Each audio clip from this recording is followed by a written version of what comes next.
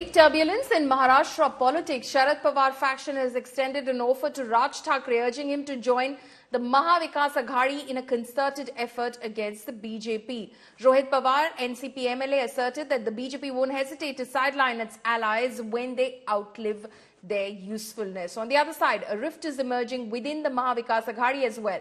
Congress leader Praniti Shinde stressed that some parties are dividing Congress votes.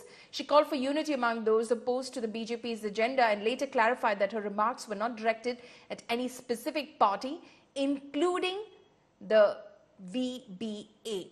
Now, it comes after a sharp retort from the VBA. The party emphasized that they're not in the electoral fray to misuse power. VBA further hinted at a potential discord within the Congress party, alleging that Sushil Shinde's daughter Praniti is not getting along with the grand old party, and further quips soon after Praniti will float her own party.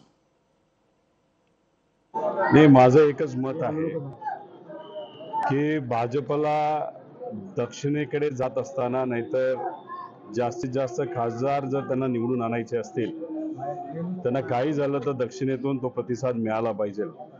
उत्तर आणि दक्षिण मध्ये एक असं राज्य आहे ज्याला आपण महाराष्ट्र म्हणतो की जिथं संतांची भूमी आहे, थोर व्यक्तींच्या विचाराने प्रेरित झालेला महाराष्ट्र आहे. तिथं त्यांना एका गोष्टीची जाण होते की लोक त्यांच्या बरोबर नाहीत. त्यामुळे भाजपला आता कुठल्याही परिस्थितीमध्ये छोटे मोठे सर्व पक्ष घेऊन मतविभाजनी करता आली तर ती केली जाईल, नाहीतर त्या पक्षांना एकत्रित करायचं झालं तरी करता येईल. पण ज्या पक्षांना 2019ला महत्त्व दिलं जात नव्हतं अशा पक्षांना सुद्धा आज महत्त्व दिलं जात आहे. राज ठाकरे साहेब एक मोठे नेते, त्या बाबतीत त्यांनी विचार करावा.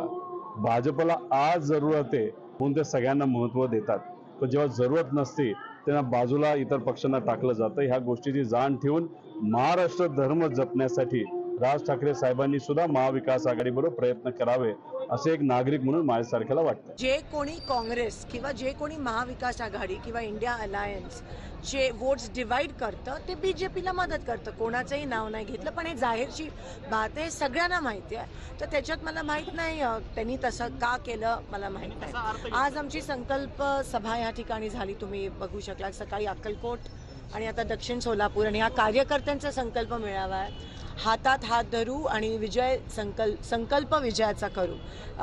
खूप जोशात आणि खूप उत्सुकतेने सगळे कार्यकर्ते झालेत आणि आम्ही कामाला लागलोय. आमचं ठरलंय